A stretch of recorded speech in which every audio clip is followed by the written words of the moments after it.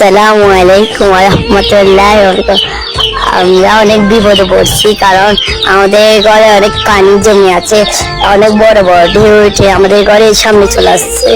এখন কি করি বোঝা যায় না। সবাই আমাদের জন্য দোয়া করবেন বেশি করে, এবং যেন সুস্থ থাকতে পারি, ভালোভাবে বেঁচে থাকতে পারি।